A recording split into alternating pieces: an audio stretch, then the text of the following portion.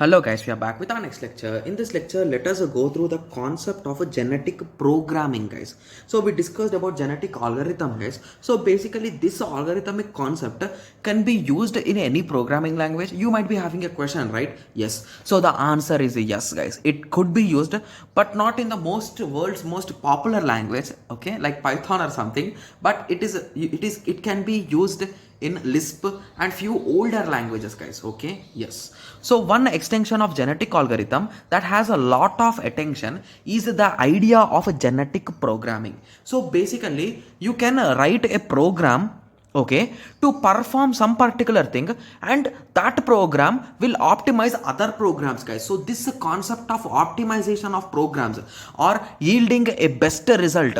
So basically if you give some program for it, so it will do some changes, okay, in that program, and it will give you. So basically it will reduce the complexity, it will reduce some kind of unwanted things, you can say.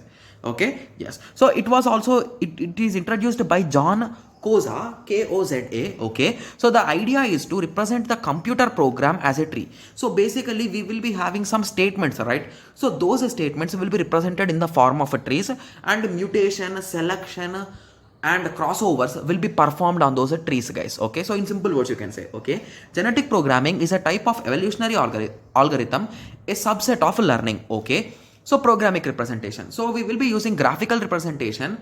Okay, so genetic programming evolves computer programs a traditional representation in the memory as tree structures. Okay, so tree can be easily built. Genetic programming favors the use of programming languages that embody, okay, so that embody tree structure. So the best example for it is Lisp, but not Python. So the reason why I wrote it specially is that because whenever you hear the word machine learning, we all think about the Python will be the best language, right? Yes. So but genetic programming is not possible in Python according to my knowledge, and which is written in the book, guys. Okay, so if it is possible, I'm really sorry for that. Okay, yes. Okay, so the three steps which we follow again are selection, crossover and mutation. Okay, so for selection, what can I explain, guys? So there is nothing selection. You'll select a statement. That's it. The crossover is nothing but again the same concept. So I have written an example. So here x plus 1 minus 0 1, right? Yes. Okay, so in that way assume that this is a equation, guys. Okay, so it is not normally an equation, but just assume for now. Okay, yes. So if you want to do crossover between these two, and we have highlighted some parts, right? So those parts we are performing crossover, guys. So basically you know, right? So this part will be kept constant, and this lower part will brought up here, and this upper part will brought up here. So in that way we'll be doing crossovers. So we will be exchanging these parts. That's it. Simple words, right? So if you are still confused with the concept of crossover, please watch the genetic algorithms main video, guys. I think it is around 15 minutes, but you will learn a lot of things of the whole genetic programming concepts, guys. Okay, I'm assuring that. Okay, yes. So let us continue.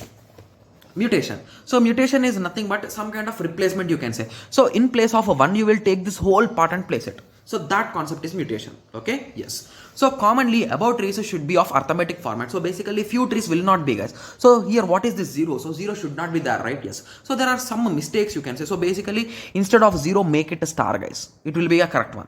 Okay, similarly make it star here. Okay, and wherever you found a 0, you make it star. It will be a perfect meaning, right? Yes. So basically if you ask me to write the equation for this, it is nothing but x plus 1 minus, okay, so even star will give you a wrong meaning, right?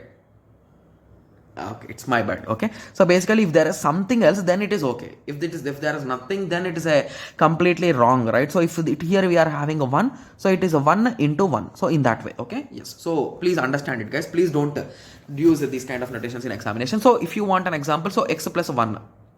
Okay, I think that is nothing but 0, guys. Okay, so even 0 is there, that will not give you a proper meaning, right? Okay, so let it be for now. Okay, and to be clear, I wrote these from the textbook, guys. So in the textbook only they are like that. Okay, yes.